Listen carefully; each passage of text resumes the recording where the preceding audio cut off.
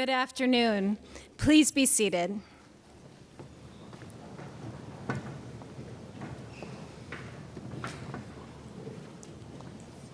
It is my privilege to convene the 2017 Diploma ceremony for the Case Western Reserve University School of Law, where we will present diplomas to our graduates whose degrees were conferred by University President Barbara Snyder this morning.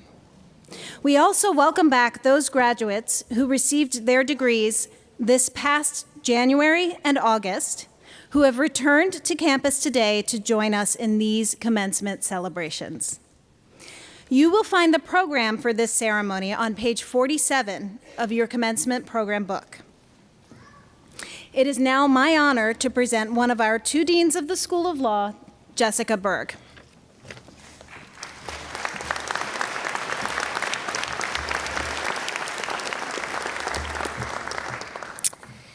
It is my great honor to welcome here today the members of the class of 2017. Commencement is the ceremonial culmination of 3 years of hard work. And while each of you should be proud of your individual accomplishments in reaching this point, most of us have a broad group of people who support us in these endeavors. As we begin our event, let us take a moment to acknowledge the friendships you formed, the relationships that sustained you, and the extraordinary people who were with you throughout the process. Graduates, please stand, face the audience, and thank your parents, spouses, siblings, children, friends, faculty, and staff, and anybody and everybody else who helped you reach this point in your lives.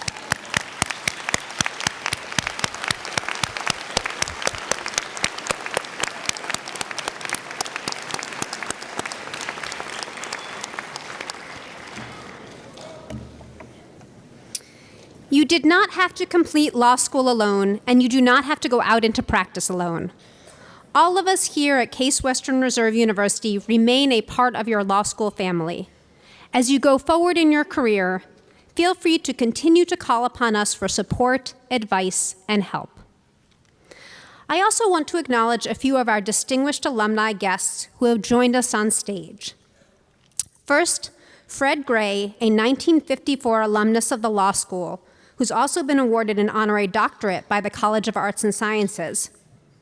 He's a leading civil rights attorney who represented Rosa Parks and played a significant role in a number of landmark Supreme Court cases.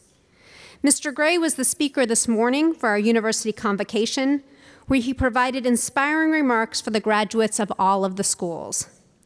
As President Snyder said in her introduction of him this morning, Mr. Gray is, in true, living legend. Please stand and be recognized.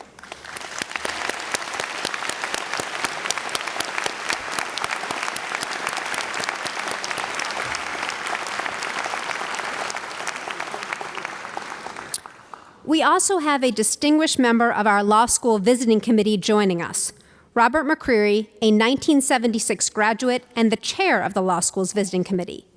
He is among our most dedicated and generous alumni, and we thank him for the positive impact he continues to make at our law school.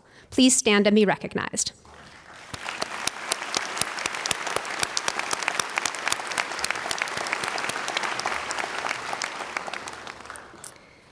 This is a day of celebration. It is an end to law school, but a starting point for the next step in your professional career. Law is a service profession.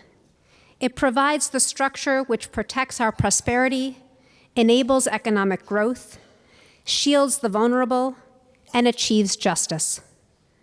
Lawyers can both disrupt and calm, create new movements, and preserve peace. When Shakespeare's villain in Henry VI suggests first we kill all lawyers, it was not a slur on the legal profession, but part of a strategy to destroy the legal order in order to gain power. Law and lawyers play a crucial part in crafting society and maintaining stability.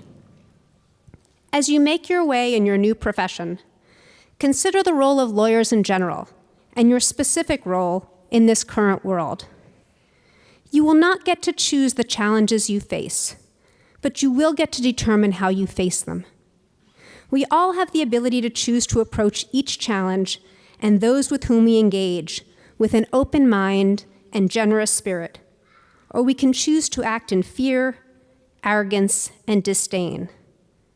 We are taught in law school to listen carefully, balance competing viewpoints, and build a position on a solid base. These skills will serve you well in both your practice and your everyday life. Listen carefully to the voices and the viewpoints around you. Listen not just to respond, but to understand. Face each day with an open mind and a generous spirit. As Booker T. Washington said, success is to be measured not so much by the position that one has reached in life, as by the obstacles which are overcome. How you choose to overcome these obstacles will play a large part in shaping your life and the lives of those around you. I wish for each of you all possible successes in this next step of your personal and professional journeys. Congratulations.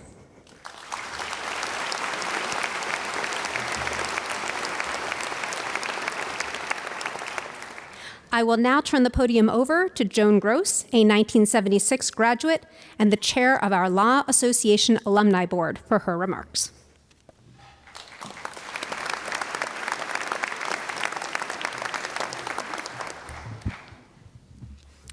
Good afternoon, class of 2017. Well, law school is over. I'm sure that you find this hard to believe.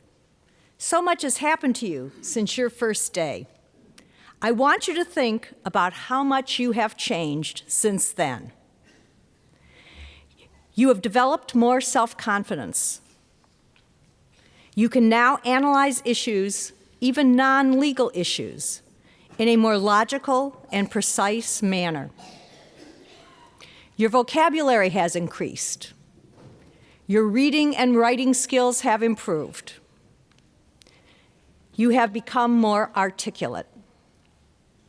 For those of you in our LLM and SJD programs, you have developed an expertise in your chosen field. And for those of you from other countries, you have learned a great deal about U.S. culture and our legal system. These changes are just the beginning. As you grow as an attorney, or in whatever field you choose, you can be certain that all of the skills you acquired in law school will grow with you. These skills will serve you well whether you enter the private practice of law, practice law for a corporation, a nonprofit, or a governmental entity, or embark upon a non-legal career. These skills are priceless, and they are the direct result of your hard work and perseverance during your time at the law school. As mentioned by Dean Berg, my name is Joan Gross, and I'm the president of the Law Alumni Association Board. The board represents the Law School Alumni Association, and as soon as you receive your diplomas, all of you will become members of the Alumni Association. As president, I am pleased to welcome each of you. The Law Alumni Board consists of 34 alumni from around the world. Board members work with the law school to assist with student recruitment, to mentor law students and young attorneys, to assist with job placement, and in general, to support the School of Law both publicly and financially. We find the work to be very satisfying. If you are interested in joining the board or becoming more involved with your law school in other ways, please contact the law school's Office of Alumni Relations and Development. We encourage all members of our alumni community to become involved. I have one final message. Our annual Alumni Association meeting and Alumni and Faculty Dinner will be held this year on Friday evening, October 6th, at the Western Reserve Historical Society, right down the street from the law school. During the evening, alumni awards will be presented. You will have access to the Historical Society's exhibits, including the fantastic antique cars that make up the Crawford Auto Aviation Museum. And you will also have the opportunity to network with fellow alums. We hope that all of you will be able to join us as we celebrate the law school's 125th anniversary. We expect to have a great time. I thank you for your attention, and I would ask everyone in the audience to join me in congratulating the class of 2017.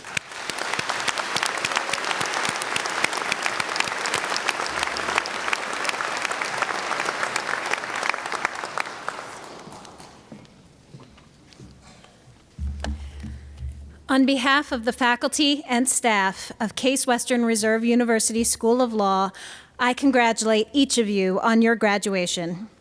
It has been an honor to have all of you as students at our law school. We are very proud of your outstanding achievements both in and out of the classroom. We are confident you will excel in your professional careers and will continue to contribute a great deal to your communities. I have the honor of presenting the Order of the Coif.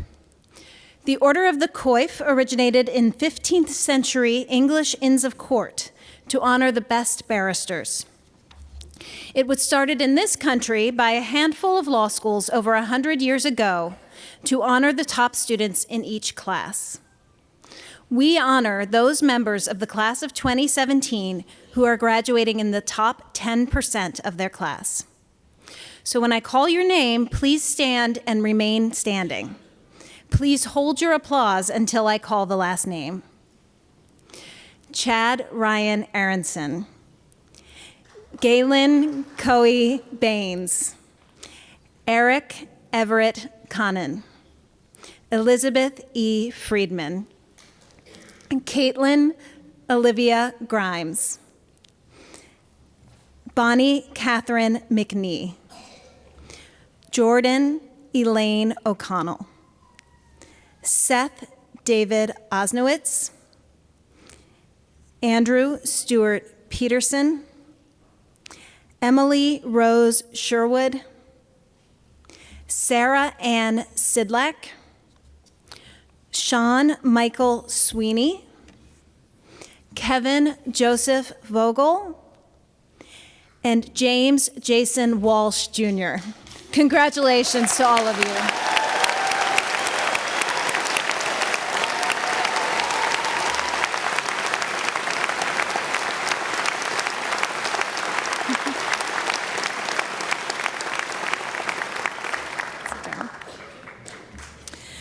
Please refer to pages 49 and 50 of your commencement program for a listing of those graduates receiving their degree with a specialty concentration. Pages 51 through 53 list those graduates who have been recognized for their academic and extracurricular excellence with special honors and awards. Also, the program insert contains a listing of those students, both JD and LLM, graduating with honors.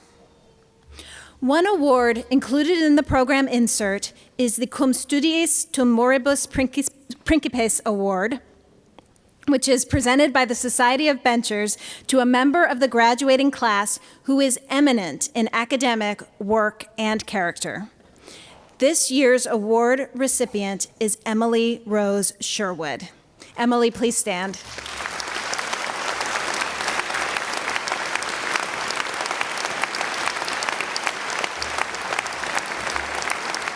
Congratulations. I would also like to recognize our LLM students who are graduating with honors today.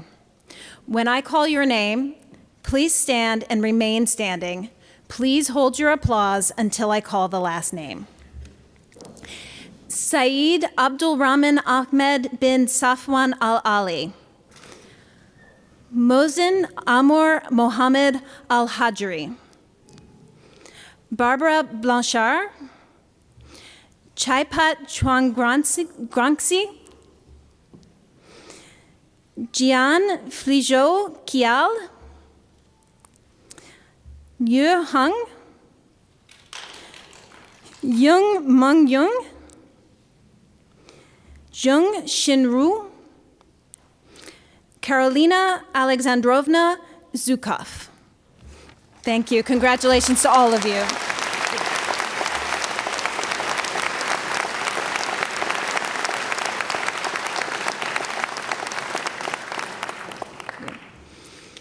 It is also my privilege to recognize the winner of the Pro Bono Graduating Student of the Year Award, an annual award the school started last year. This award recognizes the student who completed the greatest number of pro bono hours during their time in law school. The School of Law established this program to encourage students to use their education and professional training to benefit the community, particularly underserved communities. This year's recipient is Candace Marie Gage. Candace, please stand, and congratulations.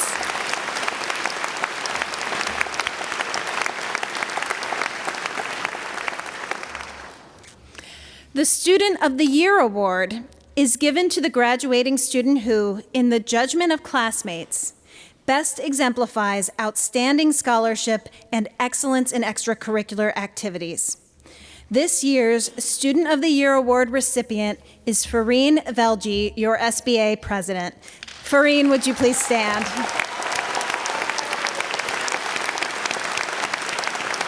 Congratulations. Each year, the graduating students honor, through the School of Law Leadership Award, a student or students who have made significant contributions to student organizations and fostered community within the school. This year, we have 6 winners. Please stand as your name is called. Courtney Ann Flowers, Elizabeth Sophia Hornberger, Brian Thomas Rashkow, Sean Michael Sweeney, Lauren Catherine Tuttle, and Fareen S. Velji. Congratulations to all of you.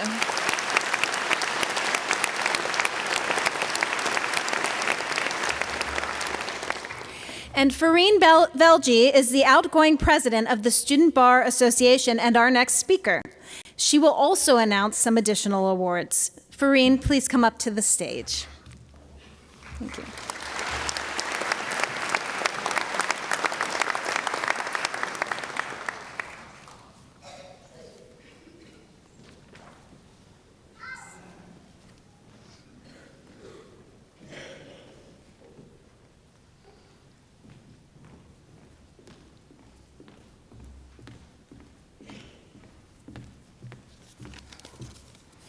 I didn't drip, so that was great.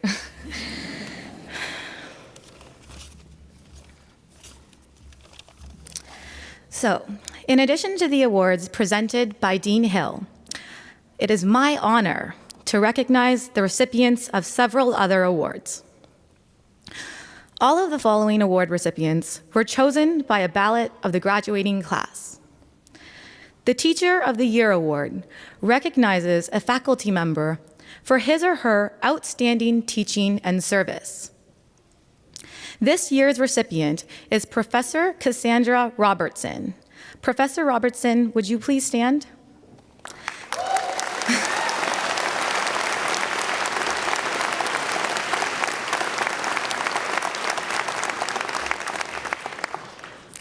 The Dennis J. Jenks Memorial Award for Administrator of the Year recognizes an administrator or staff member for his or her service and dedication. This year's recipient is Michael McCarthy. Michael, would you please stand? Oh, good.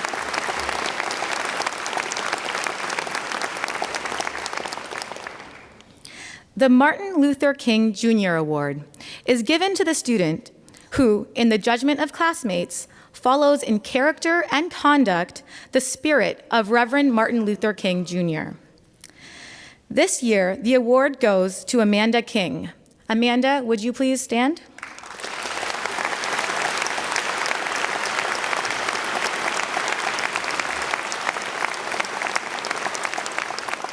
I've asked her to continue standing as well. The awards for community service are given to an individual and to an organization that have made the strongest contribution to public service. We have all chosen the legal profession, a service career. The law school recognizes that this class has continued a strong tradition of showing a commitment for helping those who are less fortunate than us. The volunteer work in which many of you have engaged in is an inspiration to all of us here today. This year's award for community service for an individual, chosen by a ballot of the graduating class, goes to Amanda.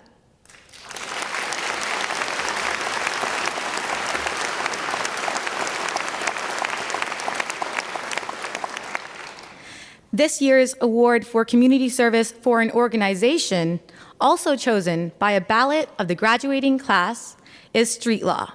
Congratulations to all of you who have contributed your time to Street Law.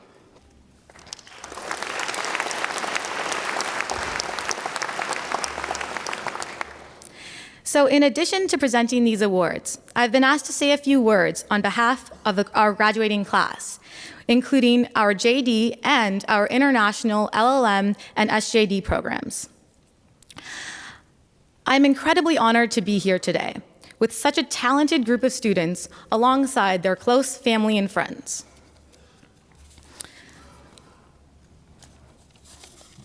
To our guests, thank you so much for making your way to Cleveland for these festivities. And I know I speak on behalf of everyone here. Thanks for supporting us emotionally and maybe even financially as we made our way through the roller coaster of law school. Without you, this would not have been possible. To our faculty, although you may have embarrassed us in front of our colleagues in our 1L year, you have effectively implemented Socrates' vision. I cannot teach anybody anything. I can only make them think. Through various doctrinal classes, labs, clinics, you've taught us not just concepts and content, you've genuinely taught us a new way of thinking. You've instilled confidence in us and given us the tools and credibility to solve some of the most difficult problems. To our faculty and staff, the guinea pig year is officially graduating. When I think about the challenges we've all faced together with some of the curriculum changes, I think about a quote by Robin Sharma. Change is hard at first, messy in the middle, but gorgeous at the end. Together, we've worked through these stages of change and made our way to Case Western Law 2.0. You've listened to our recommendations, and we've worked collaboratively to get the most out of the experiential learning component of our curriculum. We appreciate your hard work and commitment to our career aspirations. You truly have helped shape us into the best versions of ourselves. And finally, to the people we're all here for, the class of 2017, looking stunning as ever in those incredibly flattering regalias. Blue and purple never look so good. We all walked in to the law school not knowing a single person. I remember on our first day, we had a welcome ceremony in the upper rotunda, and Allison Alber told us some pretty interesting facts about our graduating class. Amongst this group of soon-to-be JDs, we've got someone that was a monk, a freelance musician, a merchandiser at Marvel Entertainment, and even a professional ballet dancer. We speak Spanish, Russian, Urdu, French, Chinese, Gujarati, Hebrew, Hindi, and Wolof. Not sure any of us had time to pick up another language while we've been here, but I wouldn't put it past this talented and ambitious group of students. We all came from different places before we got here, and now, after 3 years, we're all at Case Western Reserve School of Law, earning a top-notch legal education, and we formed a community while doing so. Throughout law school, each and every one of us have accomplished something amazing to make Case Western stand out even more than it already does across the US. Whether it be our involvement in mock trial competitions, journals, externships, pro bono clinics, student-run organizations, or international LLM programs, we have made a mark on Case Western and the legal profession as a whole. Given how much this set of graduates have done in law school alone, I am so excited to see what's in store for us in the legal field. I expect a president, a Johnny Cochran, and maybe even the next RBG. Congratulations, class of 2017. In the words of Elle Woods, we did it.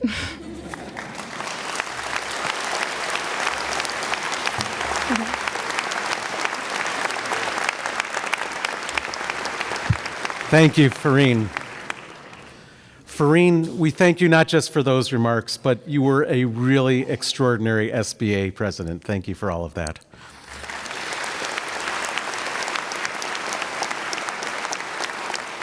I'm Michael Scharf, the other co-dean, and it is now my great pleasure to introduce the law school's 2017 commencement speaker, Laura Katella. It is this law school's tradition to ask one of its most accomplished alumni to deliver the annual commencement speech.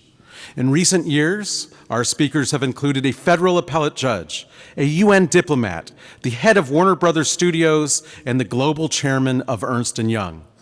Our alumni are truly extraordinary, and Laura is among the most impressive.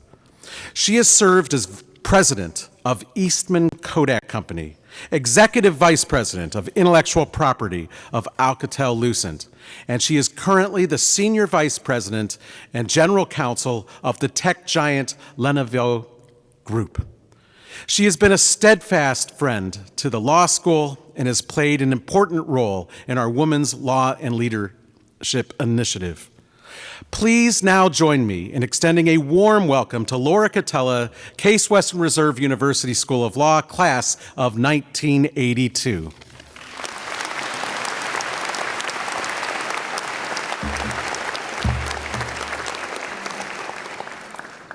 Thank you, Dean Scharf.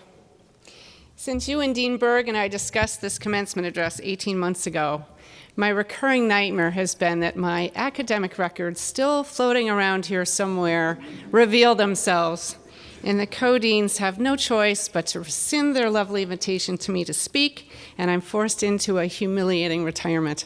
So, Dean Scharf, your words are a welcome relief. Thank you. So, good afternoon, Deans Berg and Scharf, JD and International LLM and SJD candidates, distinguished faculty, and most important, parents and family members of the soon-to-be graduates. To those of you waiting patiently to walk across this stage, I note that I am the last thing standing between you and a diploma. So let me do one thing before the pomp and circumstance resumes in earnest. My children claim that I will never pull this off, but let's see if I can. I come from a photography company, so, this is required. And yeah, I have to turn that camera around first. Okay, smile, everyone. All right. Thank you. Thank you. So, third years. Is that term still in use, or is it L3, or what is it? With diploma finally in hand, you will have eliminated one option that may have occurred to you on a particularly late night in the law library, the Mike Ross approach to practicing law without a degree. From today, each of you will confront your reality, and I promise that your real-life paralegal will not be inviting you to her royal wedding. The JD credential that you leave here with this afternoon is, in my view, the most flexible tool that one could hope to have in his or her professional toolkit. It can enable a world of possibilities if you're open to them. For many of you, this ceremony is the culmination of many years of training and planning for an associate slot and then partnership, hoping for a long and stable career in big law. A good number of you may be poised to enter public service, to work for an NGO, to support a not-for-profit. A few of you are heading to clerkships, perhaps into the courtroom directly. Others of you will return to your birth countries to practice and serve. I suppose going directly into the corporate world is a lot easier today than it was in my tenure. And so a few of you may be heading into corporate roles. Some of you may not yet know what's next. But I guarantee you today, none of you has any idea where your careers will take you. And consider the tours of duty of our own CWRU President Barbara Snyder, now NBC, formerly Fox News commentator Megyn Kelly, tenor virtuoso Andre Bocelli, Indian independence leader Mahatma Gandhi, impressionist painter Henri Matisse, all lawyers. New York Times crossword puzzle editor Will Shortz makes my point in reflecting on his own legal career before he took up the crossword puzzle. Law is great training for the mind for almost any career. And the way the mind is trained to think in law school is in the alternative. This is a differentiating skill set. An engineer that I worked with at Kodak, who was one of the foremost digital imaging experts, explained it to me this way one day. We were in a rather heated discussion. He had informed me that a workaround to a competitor's patented feature of a product had not succeeded, and that we couldn't move forward with our product plans. When I asked him for other solutions, he didn't have anything to offer, and I was very frustrated. He said, look, I'm an engineer. We're trained to pursue an idea and either disprove it or prove it, and then we go on to the next idea. But my wife, she's a lawyer, and once I prove that she's wrong with any given argument, she's got another argument to offer. He said, optionality is like crazy with you people. It's true. Law school has cultivated our minds to develop multiple paths to the end game. This is our defining skill set. It may be the reason why so many of us pursue varied careers or even sequential careers.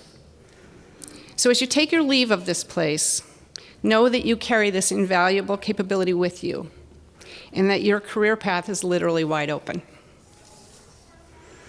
I spend 12.5% of my time on airplanes. Tomorrow morning I'm leaving for Hong Kong, so I have to get from Cleveland tonight to Rochester tomorrow and make sure I'm on that flight. My time on planes accounts for over 1 million miles of flying time each year. And before takeoff on every single flight, in every city, country, and continent, in one language or another, I hear the same 8 words. In the unlikely event of a water landing. Over time, it's become impossible for me to ignore the phrase, and I actually think of it as sort of a call to action, and I suggest today that you should as well. Let's think about it. What's a water landing? In my mind, it's a setback. It's a development, an event, a twist of fate. It doesn't kill you, it doesn't stop you in your tracks, but it sets you back in a way that you couldn't anticipate or plan for. Water landings, setbacks are inevitable in any life. No matter how brilliant your start down your career path, they'll crop up. Setbacks come in the form of not making partner when you expect, or getting knocked off the partnership track altogether, losing a bet the company litigation, finding out that your biggest client just jumped ship, finding yourself rift, as we say in the corporate world, reduced as a reduction in force. My father would say laid off. As your work life spills into your personal life and you strive to find a balance, you may face separation or divorce. You or a partner or a child may be diagnosed with a serious illness. I was hiking a few weeks ago in the hills outside Escondido, California, with an overachieving PhD OBGYN. And she shared that her biggest career setback was burning out. She simply burned out after years of training and investing in a practice that required an on-call schedule that was almost full-time. She had to step back. She had to sit out for a while. And I bet a career interruption or a forced hiatus like that is about the last thing on your minds right now, but it happens. I didn't imagine it either, but my greatest setback was being fired. This will be news to my children wherever they're sitting. It was my first stint running a legal department. I was chief administrative officer of an Italian company with multiple US subsidiaries. In addition to the small law department I ran, I was responsible for HR and real estate and a handful of other corporate functions. The US manufacturing sites were unionized, and so labor relations reported to me. We'd taken a strike at one of our plants, and management was under tremendous pressure to negotiate with the union leaders. To initiate this, a notice had to be served by a certain deadline, typically handled by one of my HR staff. In this case, he missed the cutoff, positioning the union to announce that management was refusing to bargain. It was a setback for the company. As it turned out, it was a setback for me, since the Italian CEO rightly held me responsible and accountable for the mistake of my subordinate. So there I was in my water landing. Very successful career up to that point. It was a blow. A few of the lessons I learned from that experience and from some other challenges in my career and watching some of my friends' careers are what I want to share with you today. So a few lessons. First, no matter what you do, never, ever, ever burn a bridge. This is a tough one for lawyers because as much as we're taught to think in the alternative, we're also most of us are ingrained. It's ingrained in us to go for the win. The world certainly holds that impression of us, and I find most times perceptions rule. We will surprise our opponents and perhaps ourselves by seeking not the I win, you lose, but the win-win, the mutually beneficial solution. I could give you a laundry list of companies that Kodak held up for multi-$100 million checks to license our digital camera portfolio. Those are the same companies that reached out to us when we fell into bankruptcy to offer up help. Why? Because in our IP negotiations, we really we looked for the way to deliver to our licensees as much as we were taking from them in the way of technology solutions, collaborative partnerships, joint product development. We always tried to match what we took with what we gave. And so in our darkest hour, that we were repaid with industry support during Chapter 11. Put simply, you can't make a friend when you need one.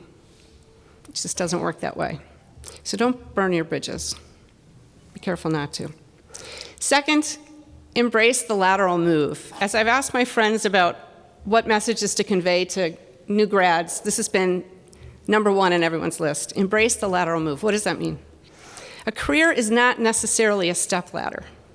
On occasion, we're given an opportunity, rather than going up, to go broad, to make a move not up, but across. Time and time again, I've watched the wheels turn in the wrong direction in someone's mind in this situation. What will my salary increase be? How many more people will report to me? Will I make partners sooner if I do this? How will my role expand?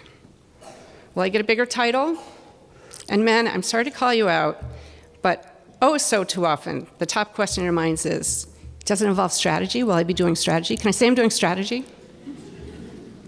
The fact is, sometimes the fastest way up is to leap sideways, to take on a high visibility case when you think you're at full capacity, when you're offered to dive into a different field of practice, to move to a new state or country just because your firm or your company needs you there, to change roles completely in a restructuring. Please, please, please don't be that person who puts his or her hand out. Put your hand up. Put your hand up when you're offered an opportunity. Don't be that person who wants to know what's in it for me. As an employer, a coach, and a mentor of early career professionals, I will tell you there's no response that in these types of situations that impresses me more than when do I get started. You're taking the risk to expand your own profile will be richly rewarded in due time. Third, my most personal lesson, do what lets you sleep at night. Well before Kodak's bankruptcy filing, but after my gut told me what was in store, Lenovo recruited me to the chief legal officer position that I hold now. After the usual joining negotiations and meeting the board, I got on the schedule of my then current CEO on a Saturday morning when I knew I thought he wouldn't be distracted, to tell him that I was leaving the company. We'd worked together for quite a number of years. He'd given me a lot of opportunities, and our families had become very close. Before I could get out a word, he said, look, my elder daughter has just been diagnosed with glioblastoma, a rare form of brain cancer. We talked for over an hour about Paula, her prognosis, what could be done, what my husband, who's a surgeon, could do to help. And you can understand that in that moment, in that context, when he said, "So what was on your mind?" I couldn't tell him. In the days that followed, I struggled like crazy to decide what to do. And I ended up calling a guy named Bill Lee, who some of you may have heard of. He's a legendary litigator. He's in the mobile phone wars, he's Apple's lawyer against Samsung. And he'd long been an advisor. And I said, Bill, he knew about this. What do I do? What should I do? What decision should I make? And he said, Laura, it's really simple. You have to do what lets you sleep at night. And so I did. I stayed for another 2.5 years. Antonio named me president of the company. We, in partnership, took the company through bankruptcy and, more importantly, out of bankruptcy together. And he took some time away to say goodbye to his daughter. When I told Lenovo that I had to renege on my commitment due to a personal issue at the top of my own company, CEO Yanqing Yang, who is currently my boss, was beyond gracious. 5 years later, when he called me again, you can understand why it was a lot easier to say yes. And it was regret-free. Thank you, Bill. Fourth, practice FUPAN. I don't know if any of you have ever heard that phrase, FUPAN, F-U-P-A-N. I asked a dear friend of mine, a former colleague at Kodak, to deliver the commencement address at my son's high school. More than 40 years ago, Steve Sasson invented the digital camera when he was in his 20s. So I figured he'd have a very motivational speech to make, particularly to the aspiring technologists in the audience. And I was really surprised when Steve started with a soliloquy on failure, which he insisted he'd learned a lot more from in his days in the lab at Kodak, which he spent his entire career in, than he did from his successes. So when I got to Lenovo, I learned that both successes, but particularly failures there, are routinely subjected to a process called FUPAN, which the Chinese define as replaying the chessboard. So starting the game over again with the knowledge you've acquired along the way to your failure, doing it over and thinking how you might do it differently. It's described as an intentional slowing down to enable a thoughtful analysis. We apply FUPAN to everything from team dysfunction, which I did with a group last week, to major strategy shifts and significant acquisitions. I commend this powerful tool to you in whatever form you practice it. Understanding why you've suffered a setback is just as important as overcoming it. So learn from your mistakes. My fourth and final tip, balance on both feet. I know, everybody talks about balance. Nobody achieves it. I haven't achieved it. I can't claim to have achieved it, but I do try hard every year at the beginning of the year to take a week away from my family, my very wonderful family, my work, to go to that place in Escondido, which is a sort of a retreat where I can focus fully on wellness and mindfulness and planning. You'll have so many people relying on you in your lives, your family, you may have parents who need taken care of, you'll have perhaps children, you'll have colleagues, you'll have friends, you'll have clients. Everybody will want a piece of you. I really urge you to balance your own needs with theirs. If you're familiar with the tree pose in yoga, which I won't attempt, you know what it's meant to train. If we can't balance on both feet, what are we supposed to do when life forces us to stand on one? Keep that in mind. And finally, dear almost graduates, I want to leave you with a wish, meant especially for those of you who aren't yet in love with the law. I know there's some of you out there. Inspiration comes from unexpected places, and this draws from an experience my younger daughter had at a college visit a few weeks ago. Her student guide confessed that she was supposed to end every tour by explaining why it was that she'd chosen University of Virginia. And this young woman, in fact, had made a rather random choice. She hadn't had an aha moment, this is the right school for me. None of that had happened for her. And in fact, she continued to fret about whether this place could make her successful and she could be fulfilled well into her junior year.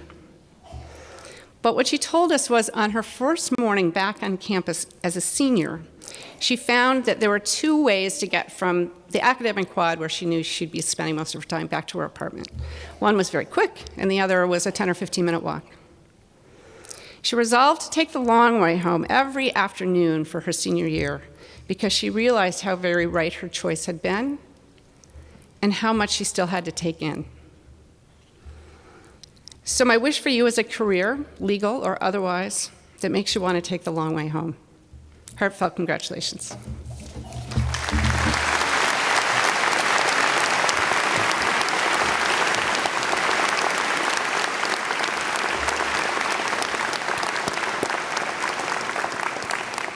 Thank you so much, Laura, for those inspiring words and those 4 really, really good tips. Before we begin the presentation of diplomas, Jessica and I would like to ask everyone to join us in a moment of silence to recognize the death of our LLM student, Saif Al-Amari, from the United Arab Emirates, who was shot and killed by a Hudson police officer in December following a highway traffic accident.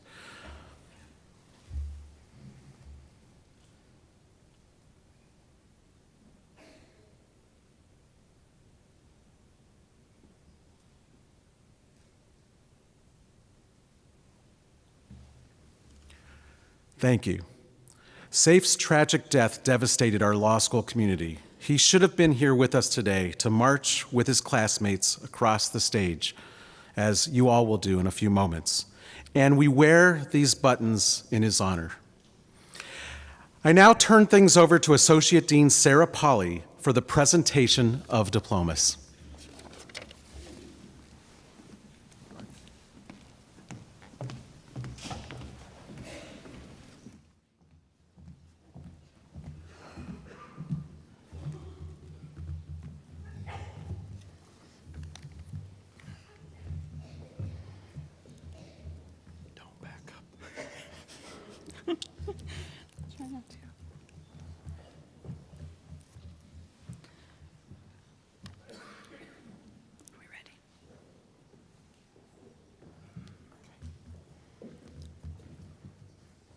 Deans Berg and Scharf, faculty colleagues, and honored guests, it is my great privilege to present the class of 2017 graduates who have received the Doctor of Juridical Science. This terminal degree is awarded for 2 or more years of advanced academic study and research in the field of law. After their hooding and receipt of their diplomas, these Doctor of Juridical Science graduates will join the faculty on the stage for the remainder of the ceremony. Mohammed Alajami.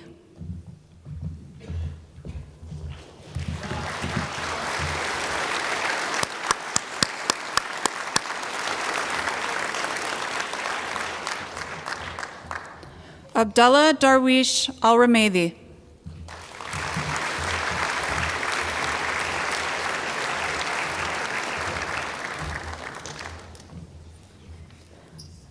Angwara Chayanang.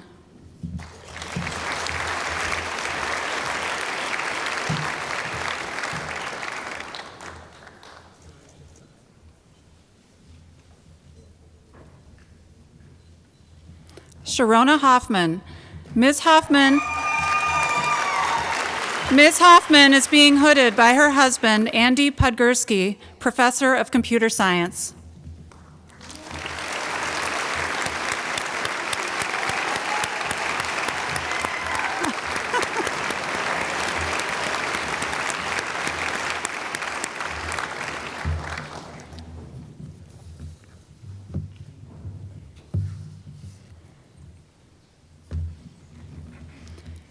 It is now my privilege to present the class of 2017 graduates who have received the degree of Juris Doctor. Those graduates who have earned their degrees with honors can be identified by the honor cords over their lapels: gold for summa cum laude, silver for magna cum laude, and purple for cum laude. Rima Yusuf Abusala.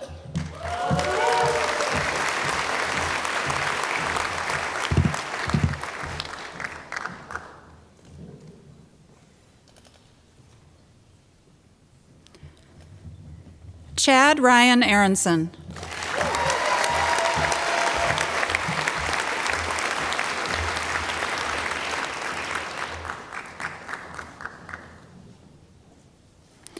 Fadi M. Asaf.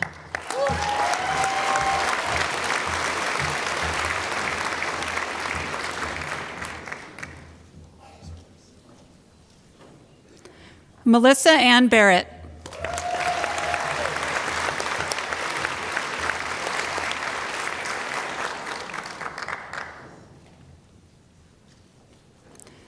Galen Coey Baines.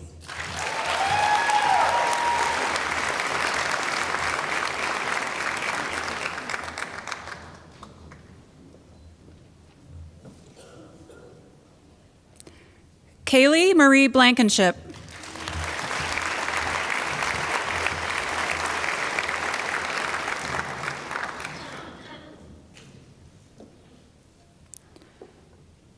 Robert Daniel Bowersack.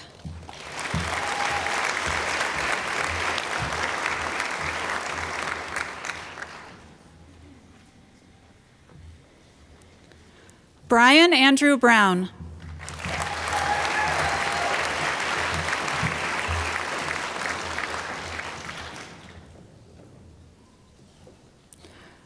Joseph M. Bucaro.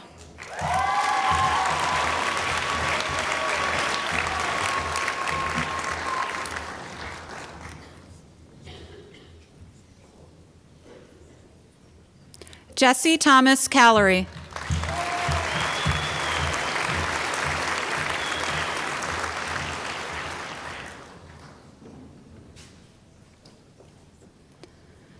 Catherine Denise Carpenter.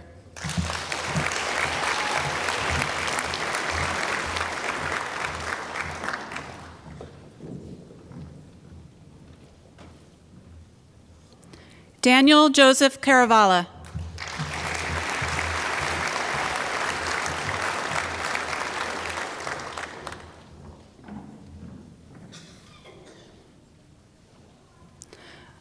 Ankita Suresh Chanarasappa.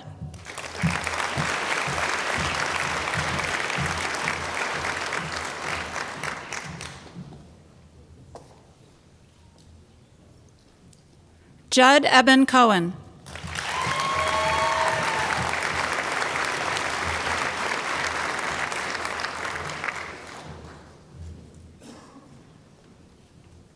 Rachel Ellen Cohen.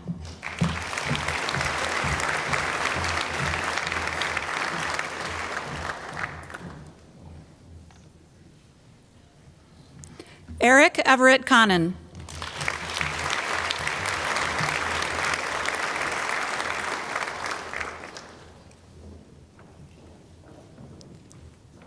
Sarah Lynn Conway.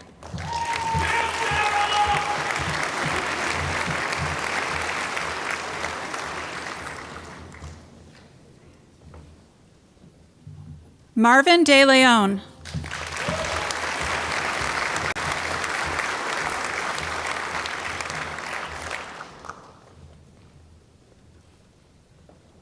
Justin Charles Dillon.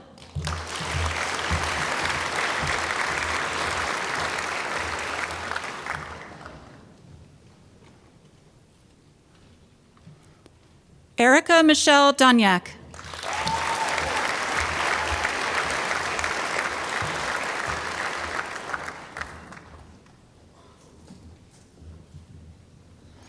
Amar Jafarovich.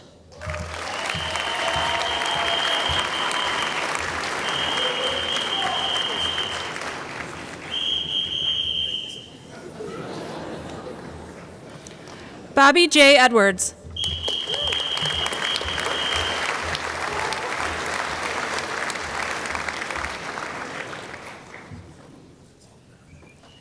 Daniel Charles Egger.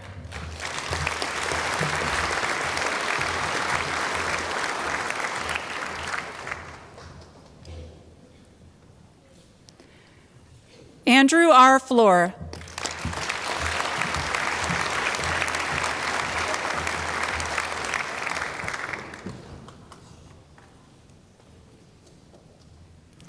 Courtney Ann Flowers.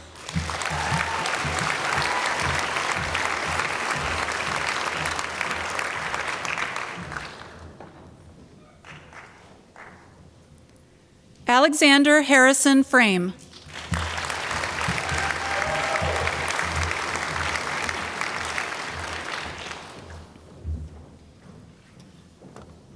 Elizabeth E. Friedman.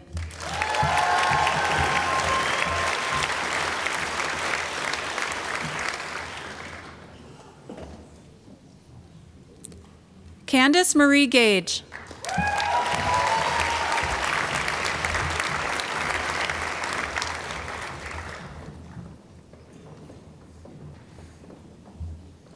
Seth Henry Garfinkel.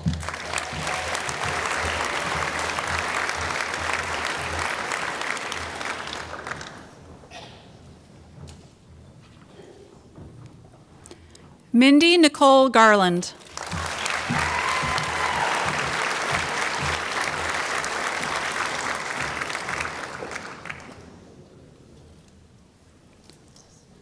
Karishma Mathu Goyle.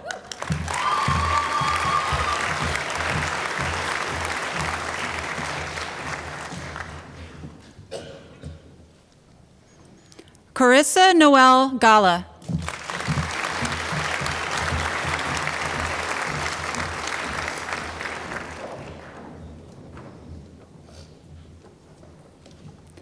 Caitlin Olivia Grimes.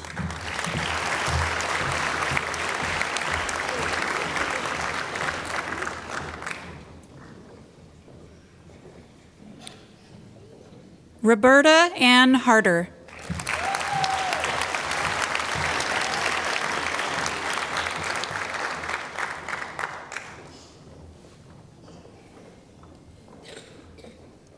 Laura Josephine Helderop.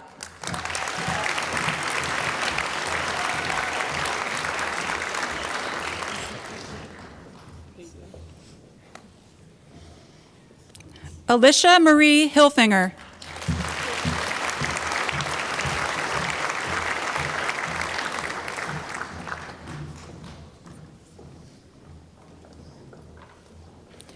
Cameron Michael Hilling.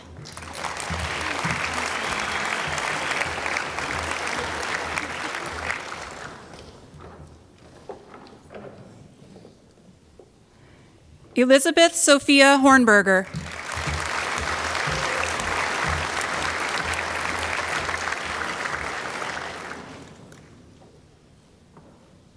April Y. Hu.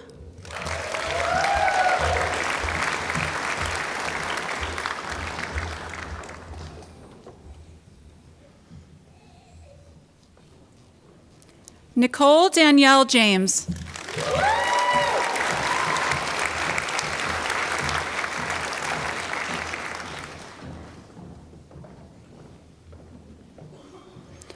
Roma Ashraf Javed.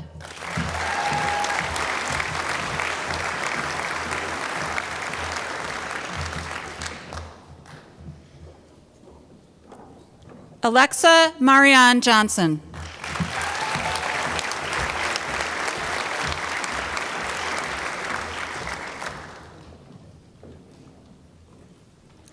Aaliyah Elan Johnson.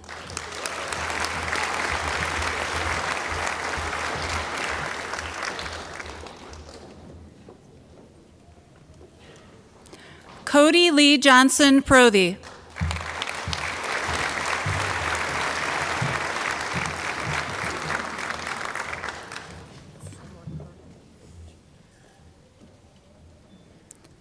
Jessica Marie Joyce.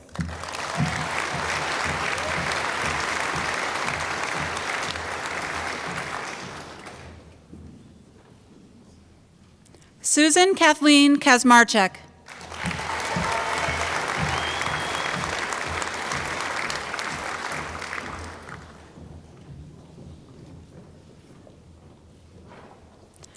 Sarah Elizabeth Katz.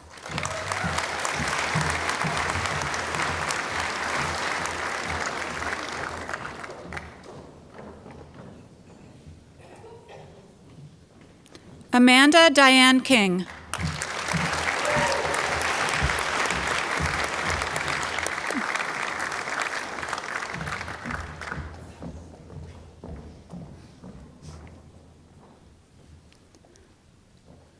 Joshua Lee Kirshner.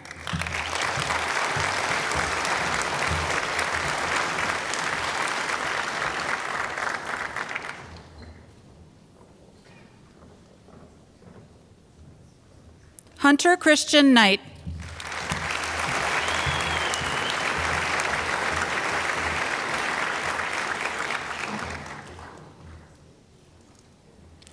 Catherine Lynn Kovach.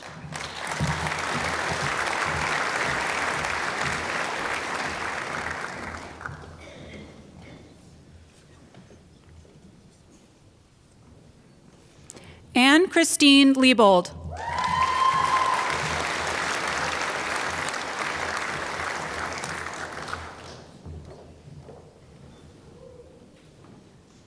Rachel Lair.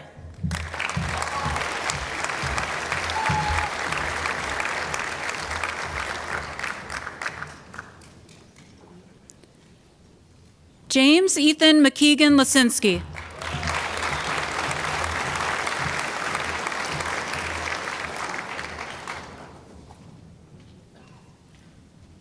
Samuel Jacob Levine.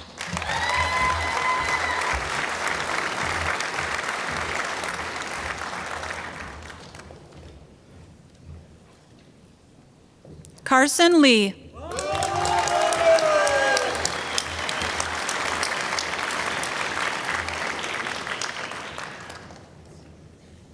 Etao Lee.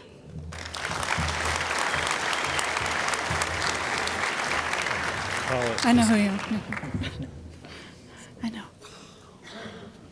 What happened to Jacob? Derek Allen Liska.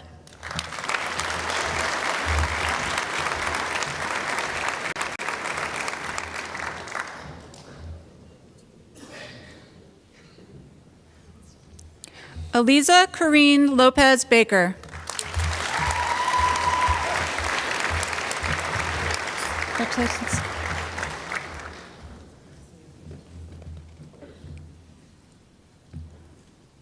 Paul James Labanovic.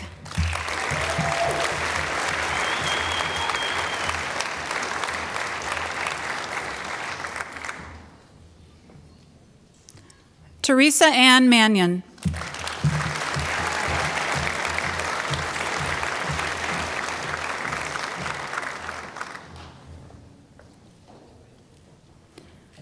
Hilda Rose Marinello.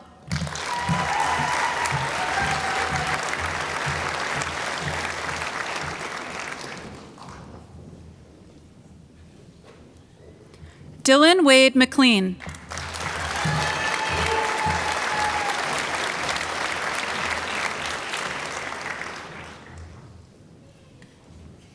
Fallon Kilbane McNally.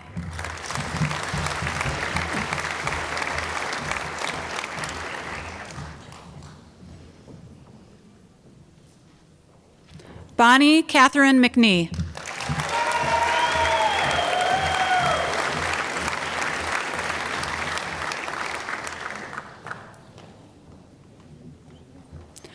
Julie Amanda Michelizzi.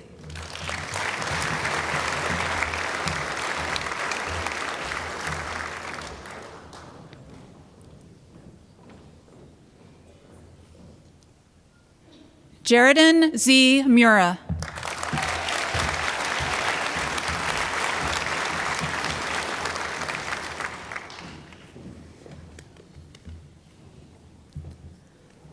Dustin Tremaine Narcisse.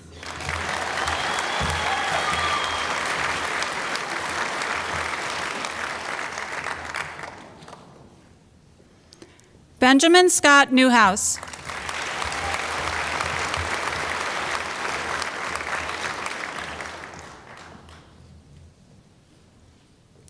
Jordan Elaine O'Connell.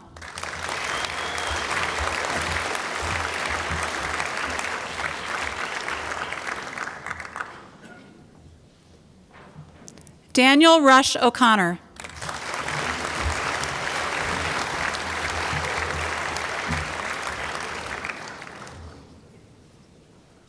Seth David Osnowitz.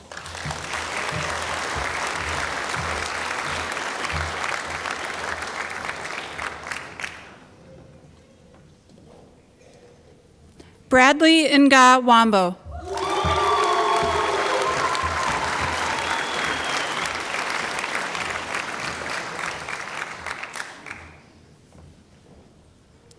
Alex Michael Palumba.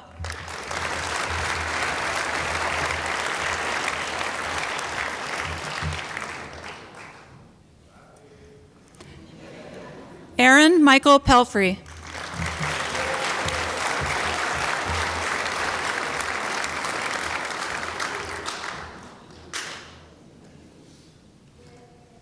Andrew Stewart Peterson.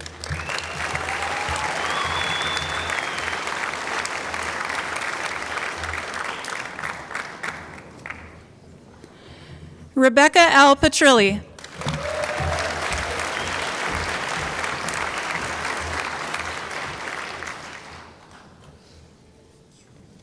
Caitlin Ray Pierce.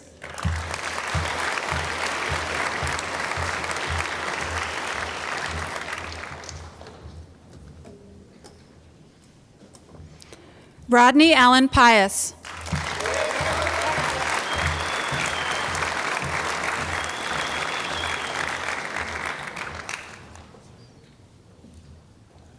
Christina Leah Porzio.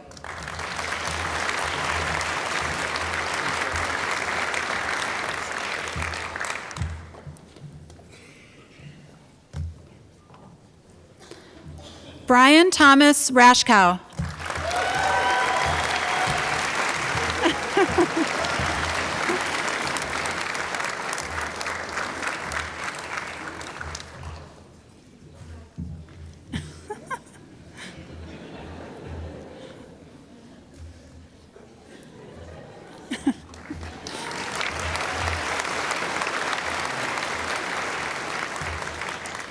Santiago Zorzopoulos Reich.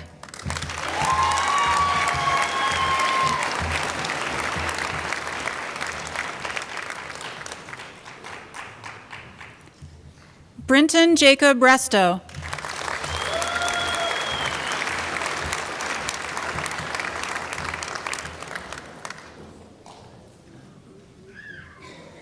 Michelle Rose Ring.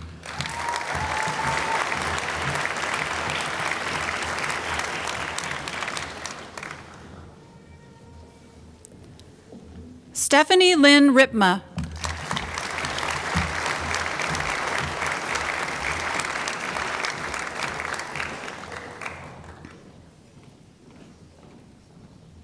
Rachel Suzanne Rubenstein.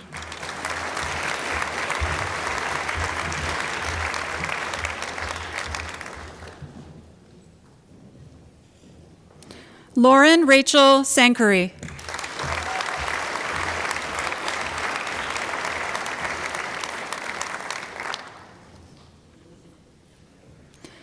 Victoria Marie Serrant.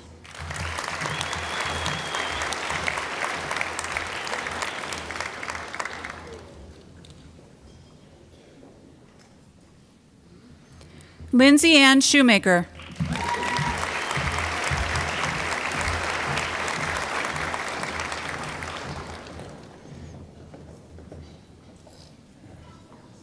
Tyler Ross Scott.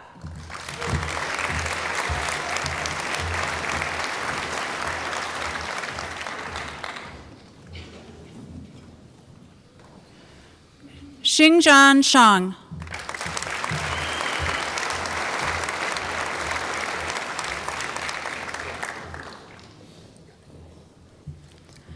Saini Shah.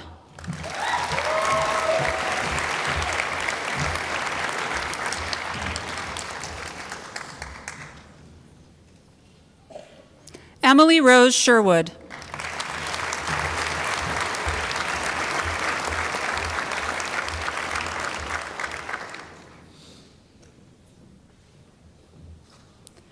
Jenna Caroline Schulk.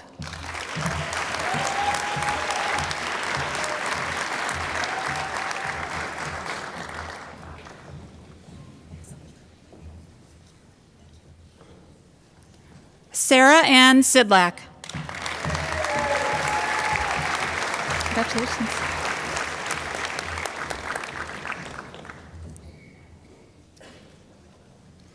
Bianca Elizabeth Smith.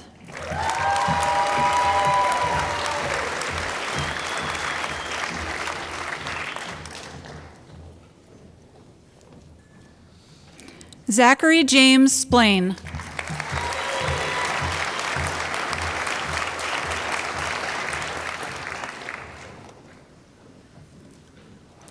Samantha Julia Staller.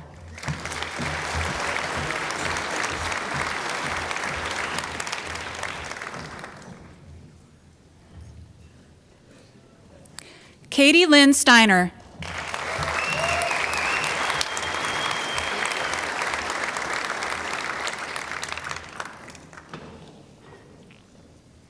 Caitlin Darby Strelioff.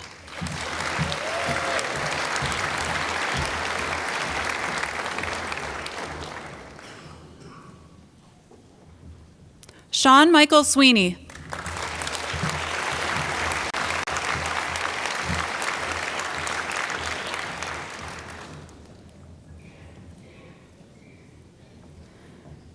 Stephanie Page Thomas.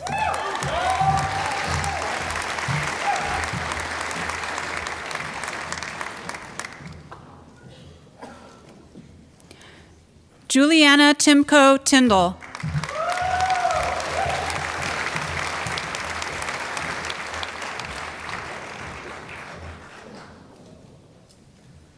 Lauren Ann Tonti.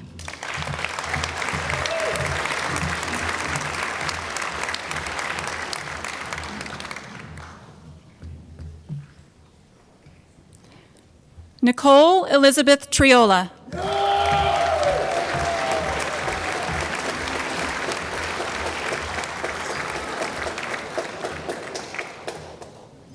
Jessica Lorraine Trevisano.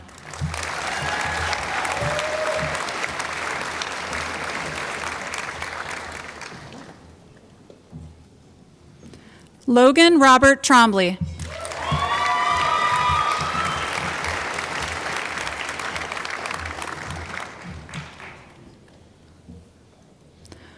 Lauren Catherine Tuttle.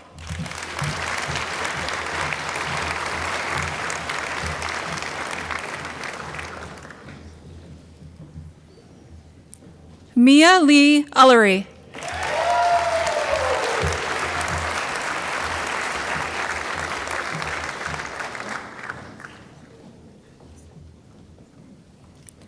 Brian Christopher Unger.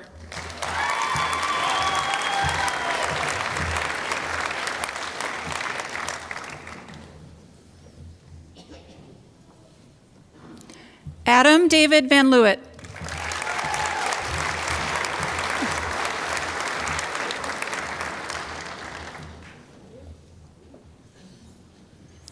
Fareen S. Velji.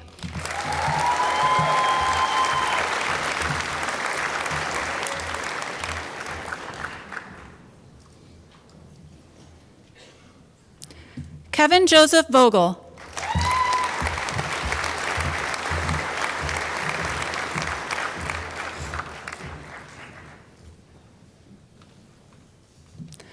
Can Wang.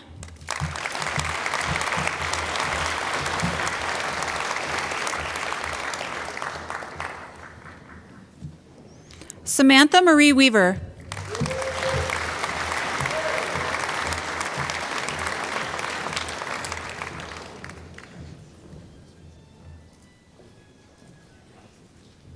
Jessica A. Weil.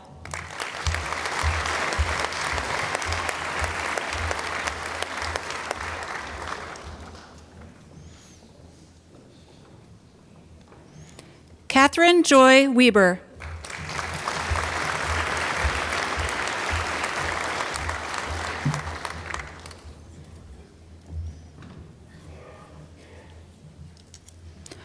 Corey J. Wida and James Jason Walsh, Jr.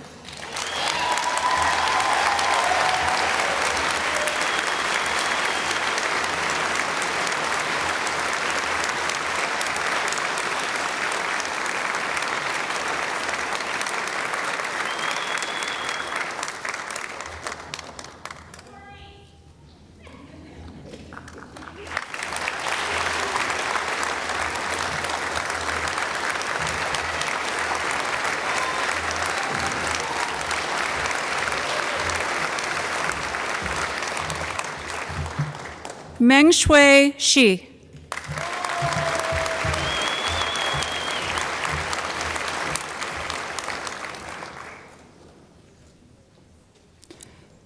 Chi Shu.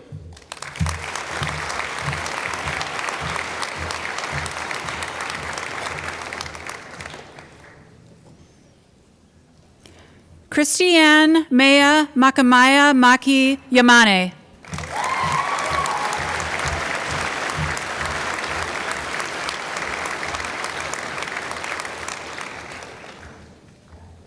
Dawn M. Yunt.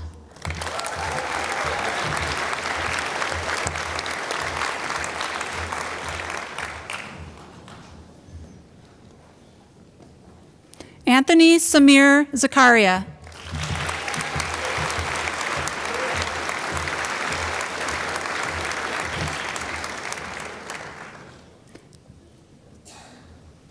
D. Zhao.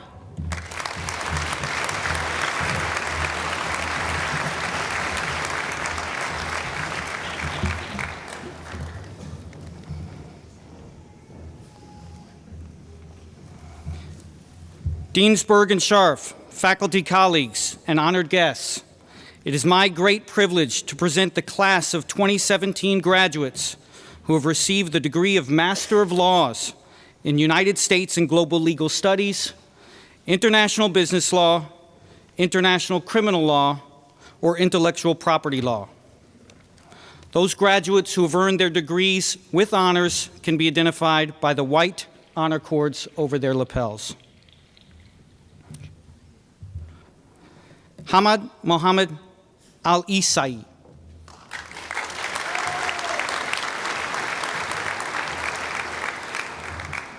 Mohsen Al-Jahari.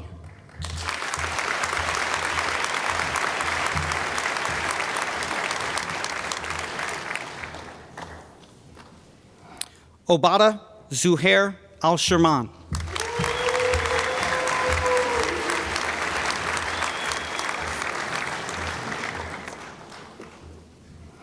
Arsalan Alvi.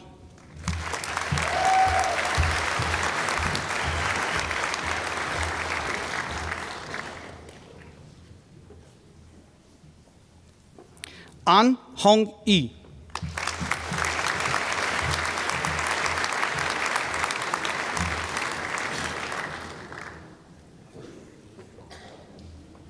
Tanadich An Kanawin.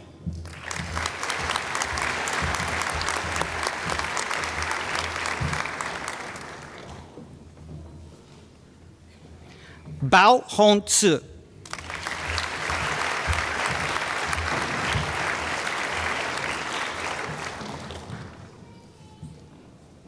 Ernesto Bitternas.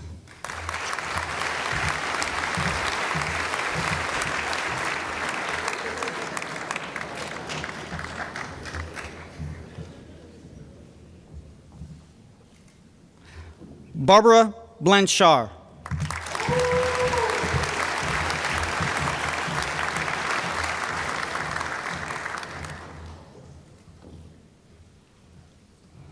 Chai Chija.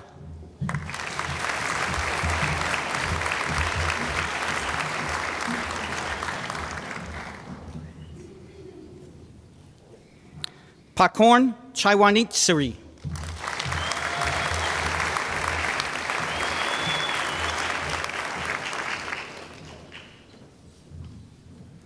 Chen Ichi.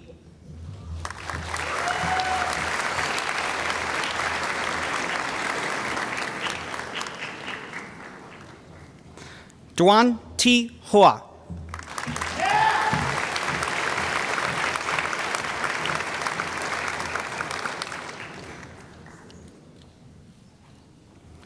Walid Mohammed El-Sor.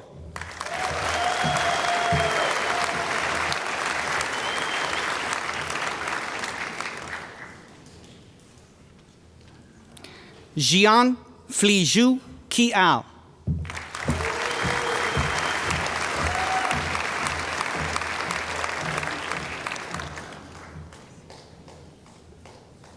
Gu Shaolin.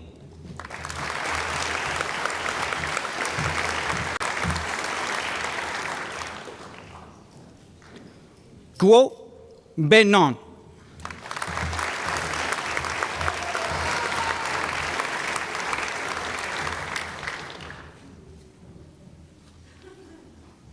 Hu Pua.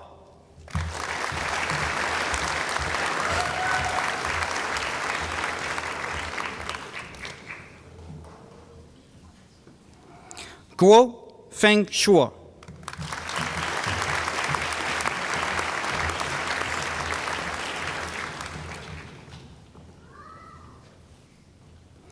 Li Jiaqi.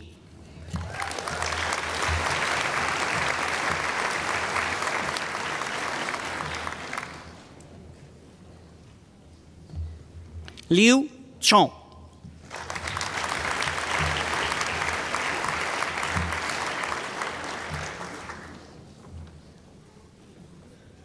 Liu Hong.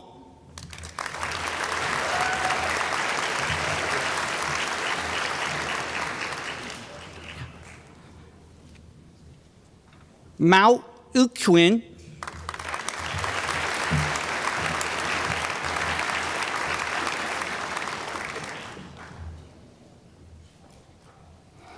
Yuble Inez Andre Ingessen.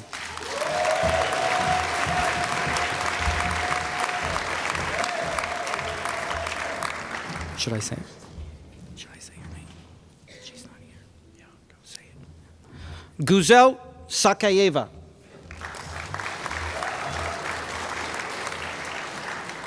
Wang Chao-yi.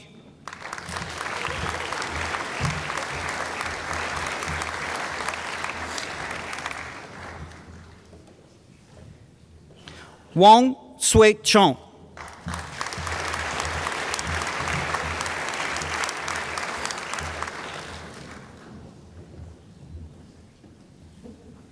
Wang Guanyu.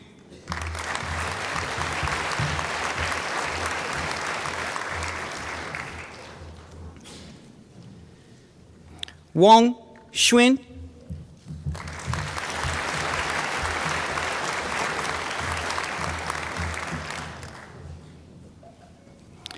Wang Yao-o.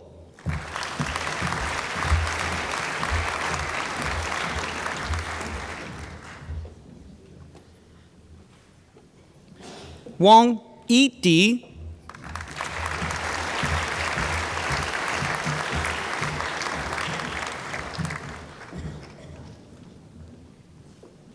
Wen Mingrui.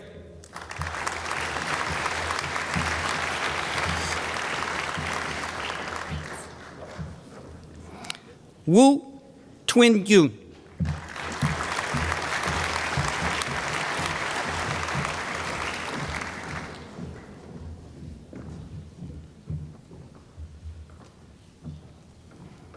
Xu Shao.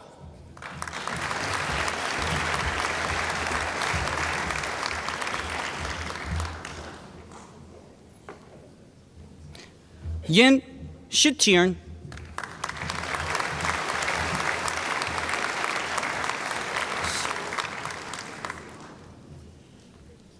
Yang Meng Yang.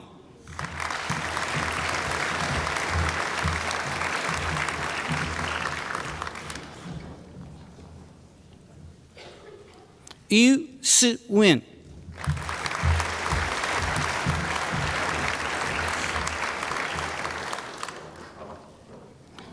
Zhang Shan.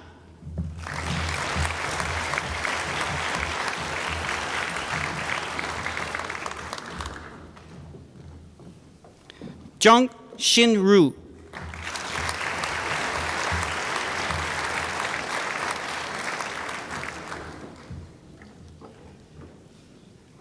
Chao Siran.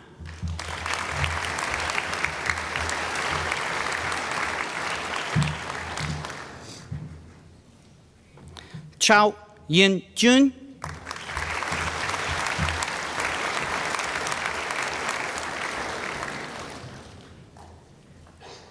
Zhu Bingzhi.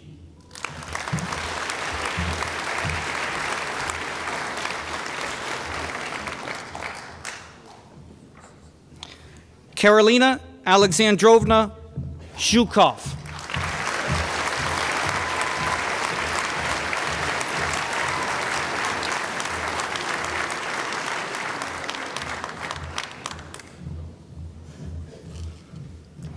Ladies and gentlemen, Please join me in offering a big round of congratulations and applause for all members of the Case Western Reserve University School of Law, Class of 2017. Congratulations, everyone. Good job. Yeah.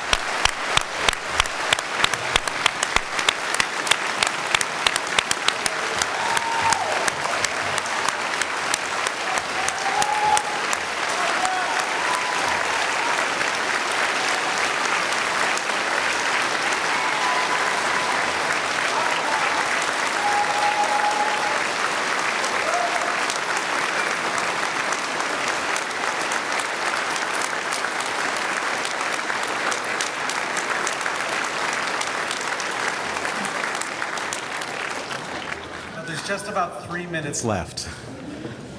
Members of the class of 2017, it's now my turn to add a few concluding remarks. Graduates, today's ceremony marks not just the end of your studies at our school, but also the retirement of two very distinguished members of our faculty, Paul Gianelli and George Dent, and also the departure of a long-term visiting professor, Jebo Shabalala. Please join me now in expressing our good wishes to these three outstanding educators.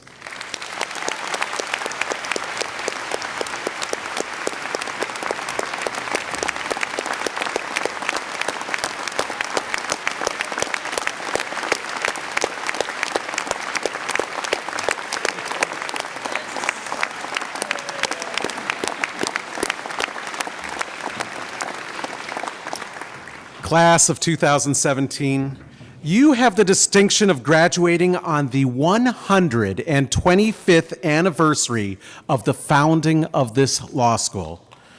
You follow in the footsteps of high-level judges and powerful politicians, of eminent lawyers and business movers and shakers, including today's exceptional commencement speaker, all of whom earned the same diploma as you now carry. This event is known as Commencement because it celebrates the beginning of your career. Your Case Western Reserve Law degree provides an opportunity not just for a prosperous vacation, but to make a difference in the world. But as you've heard from Dean Berg and our commencement speaker, success is never a straight line. There will likely be detours and potholes on the road ahead. Success is the ability to endure setbacks while maintaining your determination. Do not be afraid of the occasional failure. As they say in sports, if your uniform isn't dirty, you haven't been in the game. Well, this has been my personal experience. I obtained my job at the State Department that launched my career in international law only after several failed applications there. I did not get hired at Case Western Reserve Law School when I first went on the teaching market, and I did not get selected as dean the first time I applied. Now, to drive home this point while carelessly mixing sports metaphors, consider our hometown hero, LeBron James, who will be playing in just a few short hours. During LeBron's storied NBA career, he missed 10,339 shots. And that's not even about the free throws. He committed 3,601 turnovers, and he lost more than 300 games. You know, LeBron failed time after time, but he never gives up. And that is why he has been so spectacularly successful, culminating last June and bringing all of us in Cleveland its first NBA championship. All right. So, like LeBron, work hard, be persistent, stay true to the values that you learned at this law school, and you will achieve great things. Enjoy today, begin to study in earnest for the bar tomorrow, and then celebrate completely when you've completed the exam in July after you've given it your all. And then, please do keep in touch with your law school professors and friends. Know that we are all on your bench, always. We have reached the close of our celebration. In a moment, the recessional will leave the building. We would appreciate if all the guests allow the faculty and graduates to exit the auditorium before they leave their seats.